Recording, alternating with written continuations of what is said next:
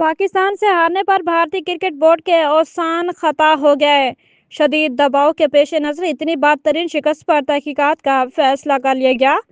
गैर मुल्की media reports के मुताबिक अंडर-19 एशिया कप के फाइनल में पाकिस्तानी बच्चों के हाथों भारत की इबरतनाक शिकस्त को भारतीय हुकाम के लिए हजम करना मुश्किल हो गया है।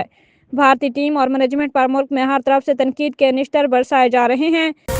Army chief general Syed Asim Munir को सऊदी अरब के आला तरीन एजाज किंग अब्दुल अजीज मेडल से नवाजा गया।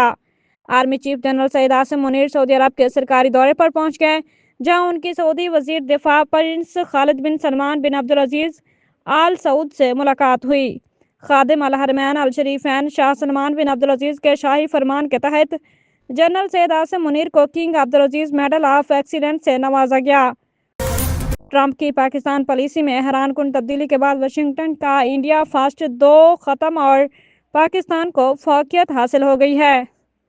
वाशिंगटन टाइम्स के आर्टिकल में इंकशाफ किया गया है कि 2025 पाक अमेरिका ताल्लुकात में इनकलाबी तब्दीली का साल करार दिया गया। सदर ट्रंप की पाकिस्तान पॉलिसी में हैरानकुन तब्दीली के बाद वाशिंगटन का इंडिया फर्स्ट दौर खत्म और पाकिस्तान को फौकियत हासिल हो गई है।